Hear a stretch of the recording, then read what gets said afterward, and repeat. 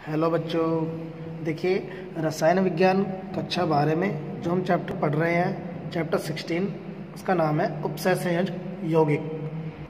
देखिए आज हमारे इस चैप्टर का सेकंड लेक्चर है। कल हमने इसमें आपको बताया था कि द्विक्लमण या संकुलन यौगिक, ठीक है, और उनसे संबंधित जो डेफिनेशन थी, जैसे केंद्रीय धातु परमाणु, उपसय संयोजक परिसर है और लिगैंड है, इनको मैंने इनके बारे में मैंने आपको जानकारी दी थी। कल हमने लिगैंडों के बारे में पढ़ा था, ठीक है। और आज बच्चों जो हम पढ़ने वाले हैं, देखिए आज मैंने आपको बताया था कि उपसय संयोजक यौगिक जो है उनका आज मैं नामकरण आपको बताने वाला हूँ। लेकिन नामकरण से पहले क्या होता है, इसमें कुछ कंडीशंस ऐसी होती हैं या कुछ जैसे कह सकते हैं जिनको हम यूज़ करने वाले हैं, जिनसे हम नाम बनाते हैं इनके उपसय संयोजक यौगिकों के, उनके बारे में कुछ पढ़ना होता है, ठीक है। तो देखिए आज हम वो पढ़ने वाले हैं जिनसे हमें ये नाम आसानी से बन जाएंगे और हमें कोई प्रॉब्लम नहीं आने वाली है।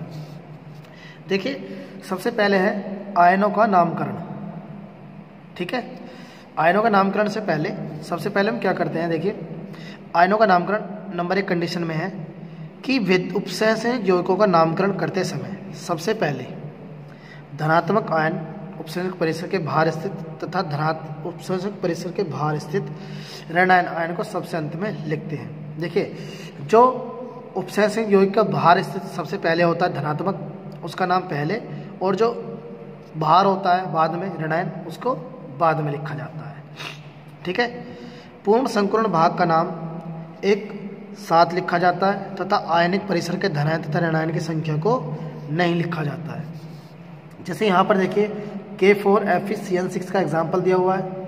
यहाँ पर K जो है वो धनात्मक है, Fe(CN6) क्या है यहाँ पर ऋणात्मक है। तो देखिए यहाँ पर जो बाहर वाला होता है उसके साथ तो हम डाई ट्राई टेट्रा वगैरह का यूज़ कर लेते हैं। जैसे 4 यहाँ पर है, 4 के लिए टेट्रा, क्या होता है पोटेशियम, ठीक है। Fe क्या होता है, Fe का बाद नाम हमें सबसे बाद में लिखना है, सबसे पहले लिखते हैं हम जिसकी संख्या अधिक होती है।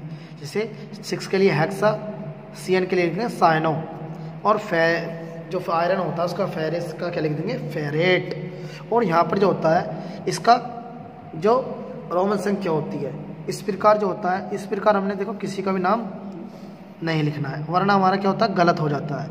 लेकिन हमने आपको बताया है इस रूल के अनुसार जो इनकी बाहर वाले की संख्या होती है वो किसी की भी नहीं लिखनी है। तो सिंपल हमें नाम लिखना है पोटेशियम हेक्सासाइनेटो, और यहाँ इसकी ऑक्सीजन संख्या, ये हमारा नाम सही हो जाता है। अगर बात करते हैं तरीका दूसरे की, कि जो उपसंयोजक परिसर के बाहर पहले परमाणु न होकर बाद में होता है, तो देखिए जैसे यहाँ पर दिखा गया है, सबसे पहले हमने डाईअमीन सिल्वर मोनोक्लोराइड लिख दिया है, वो हमारा गलत हो जाएगा, ठीक है। क्योंकि हमने आपको बताया है कि उपसय संयोजक परिसर के जो बाहर कोई भी अगर लवण है, कोई भी अगर पदार्थ है, कोई भी तत्व उपस्थित है, तो उसके साथ हमें डाई ट्राई टेट्रा पेंटाहेक्सा इनका किसी का भी यूज़ नहीं करना है। तो देखिए इसका सही नाम क्या होगा, डाईअमीन, एज के लिए सिल्वर, यहाँ रोमन अंकों में इनकी ऑक्सीजन संख्या लिखनी है और सिर्फ बाहर क्या लिख देना है, क्लोराइड, ठीक है। उसके बाद देखिए सेकंड नंबर पे उपसंयोजक परिसर का नामकरण कैसे करते हैं। उपसय संयोजक यौगिकों में उपसंयोजक परिसर आयनिक उदासीन दोनों ही प्रकार का हो सकता है। उपसंयोजक परिसर के संकुलन आयन अथवा अणु का नामकरण करते समय सर्वप्रथम अंग्रेजी वर्णमाला के क्रम में लिगैंडों का नाम लिखा जाता है। अगर मान लीजिए लिगैंड हमारे पास क्या है, एक से अधिक है, तो फिर अंग्रेजी वर्णमाला के अनुसार हम उनका नामकरण करते हैं, ठीक है। तत्पश्चात छोटे कोष्टक में धातु परमाणु की ऑक्सीजन अवस्था को रोमन अंकों में लिख देते हैं। देखिए जैसे यहाँ दिखा गया है, एग्जाम्पल लिखा गया है CONH3 का होल 6 और यहाँ प्लस में 2 है, तो देखिए हेक्सामीन, C का क्या है कोबाल्ट, और रोमन अंकों में क्या होता है बाहर संख्या लिख दी जाती है। ये कंडीशन जब यूज़ करी जाती है जब उपसंयोजक परिसर जो होता है उसके बाहर कोई भी परमाणु या अणु उपस्थित नहीं होता है। यहाँ देखिए हेक्सा एक्वा क्रोमियम, ऑक्सीजन संख्या इसकी 3 निकल के आएगी। मैं आपको ऑक्सीजन संख्या भी निकालने बताऊँगा, लेकिन उससे पहले क्या होगा, आपको इनके जो आवेश हैं वो आपको याद करने हैं। मतलब जितने इनके पास इलेक्ट्रॉन होते हैं या जितने इलेक्ट्रॉन ग्रहण कर सकते हैं, जो इनकी संयोजकता होती है उसको आपको याद करना है। देखिए लिगैंडों के नामकरण किस प्रकार से हम करते हैं। लिगैंडों के नामकरण करने का सबसे अच्छा तरीका होता है ये, नंबर 1 ऋणायनी लिगैंडों के नाम लिखने हेतु उनके नाम के अंत में आने वालों के आइड एट व आइट में ई के स्थान पर ओ रख दिया जाता है। जैसे देखिए आइट के स्थान पर या एट आए या आइट आए, उनके ई के स्थान पर क्या रख दिया जाता है, ओ रख दिया जाता है। जैसे एच है हाइड्राइड की जगह हाइड्राइडो, ओ की जगह ऑक्साइडो, पेरोक्साइडो, अमाइडो, अमीडो, ठीक है, थायोसाइनाइडो। ये सभी आपको अपने नोटबुक में कंप्लीट करने हैं, इनको याद भी करना है क्योंकि जो इनके नाम देखो ये लिखे हुए हैं इनको हमें आईपीएससी में लिखना है। जैसे यहाँ बताया गया है कि आइड हो या एडो हो या नेट हो, इनको हटाकर क्या लगाते हैं, एटो लगा देना है। ठीक है बच्चों। उसके बाद यहाँ पर कुछ देखिए कार्बनिक यौगिक दिए गए हैं, जैसे कि मैथिल, CH3, एथिल, फेनिल आदि सामान्य हाइड्रोकार्बन मूलक क्रियाशील धातु से संबंधित होने पर ऋणायन की भांति आचरण कर लेते हैं। ठीक है। उसके बाद नंबर सेकंड में जो पॉइंट है वो है हमारा उदासीन लिगेंडों को पृथक अणु मानकर इनका नाम दिया जाता है, अर्थात उनका स्वतंत्र अणु वाला नाम होता है, जबकि अतः सामान्य उदासीन लिगेंडों के विशेष नाम दिए गए हैं। जैसे कि देखिए जल है, उदासीन होता है, उसके ऊपर कोई भी आवेश नहीं होता है, इसलिए उसका नाम क्या लिखा, एक्वा।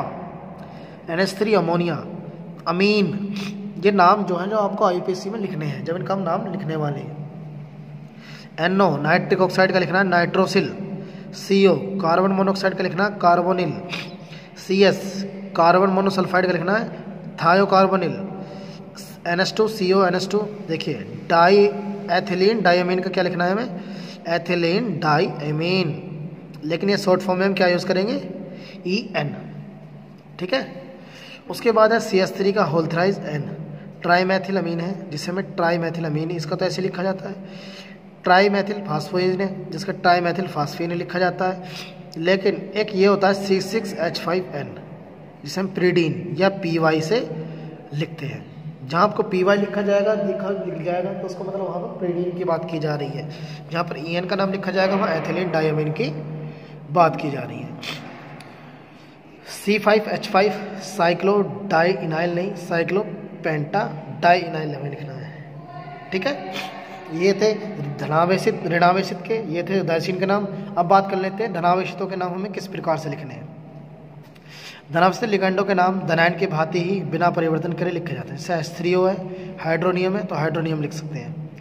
NO+ है नाइट्रोसो, नाइट्रोसिनियम लिख सकते हैं। NO2+ को नाइट्रोनियम है तो नाइट्रोनियम लिख देंगे, और NH2 NH3 का नाम हाइड्रोजीनियम होता है तो हाइड्रोजीनियम लिख देंगे। ठीक है। उसके बाद देखिए प्रत्येक प्रकार के लिगेंडों की संख्या उपसर्ग द्वारा बताई जाती है, परंतु केवल एक लिगेंड के लिए कोई उपसर्ग प्रयुक्त नहीं होता है। उपसर्गों को प्रयोग इस प्रकार किया जाता है, जैसे लिगेंडों की देखिए संख्या कितनी है, 2 है तो डाई, और लिगेंडों की संख्या 3 है तो ट्राई, 4 है तो टेट्रा, 5 है तो पेंटा, 6 है तो हेक्सा, 7 है तो हेप्टा। ठीक है। ऐसे बहुदंत लिगेंड जिनके नाम से पहले ही डाई ट्राई टेट्रा आदि उपसर्ग होते हैं, इन उपसर्गों के उपयोग में किसी प्रकार की भांति का शंका हो तो उनकी संख्या बताने के निम्न उपसर्ग काम में लाए जाते हैं, जो देखिए यहाँ पर दर्शाए गए हैं। जैसे लिगेंडों की संख्या हमारे पास मान लीजिए है 2, कितनी है 2, तो हम लगा देंगे 20। अगर 3 है तो क्या लगा देंगे ट्रिस, 4 है तो 4 के लिए टेट्राकिस, 5 होते तो 5 के लिए पेंटाकिस, 6 होता तो 6 के लिए हेक्साकिस, 7 होता 7 के लिए हेप्टाकिस। ऐसे जो हमारे पास कार्बनिक यौगिक है उन्हीं के अंदर किस लगाते चले जाएंगे और हमारा लिगेंडों की संख्या के उपसर्ग बनते चले जाते हैं। ठीक है। नंबर 5 पॉइंट है, देखिए लास्ट पॉइंट है, यदि समन्वय परिसर में एक से अधिक प्रकार के लिगेंड पाए जाते हैं तो लिगेंडों के आवेश, संकुलता तथा संख्या को महत्व न देते हुए उनके अंग्रेजी वर्णमाला के क्रम में उनके मध्य स्थान छोड़े बिना ही लिखे जाते हैं। अगर मान लीजिए हमारे पास एक से अधिक लिगेंड है, ठीक है, किसी की संख्या 2 है, किसी की संख्या 3 है, किसी की संख्या 4 है, तो देखिए बच्चों हम लिगेंडों के नाम जो होते हैं उन्हें उनकी संख्या के तरफ न देखकर उनकी जो अंग्रेजी वर्णमाला होती है उसके अनुसार उनको लिखा जाता है। ठीक है बच्चों, आज देखिए हमने इतना कुछ पढ़ा है कि अब जो हम नाम बनाएंगे उसमें भी कोई प्रॉब्लम नहीं आने वाली है। देखिए जो बच्चा इन सब को, जैसे कि मैंने आपको बताया लिगेंडों के नाम लिखना, ऋणात्मक लिगेंडों के नाम के बाद आइडो जोड़ देते हैं, जो उदासीन होते हैं उनके नाम कुछ अलग दिखाए गए हैं, और जो धनावेशित होते हैं उनके नाम देखिए कैसे दिखाए गए हैं। इन सबको जो बच्चा याद कर लेता है, और सबसे मेन पॉइंट क्या जो बताया था, ये वाला लिखने का तरीका, जो भी बच्चा इस तरीके को याद कर सकता है, ठीक है बच्चों, इस वाले तरीके की मैं आपको बात कर रहा हूँ, तो वो किसी को नाम भी लिख सकता है। तो आज का जो वर्क है वो आप सभी को अपनी नोटबुक में कंप्लीट करना है। अगर किसी बच्चे को कोई प्रॉब्लम आती है तो मुझे कमेंट करें और इनको अच्छे से तैयार करें, क्योंकि कल हम IUPAC नाम लिखना स्टार्ट करेंगे। Thank you.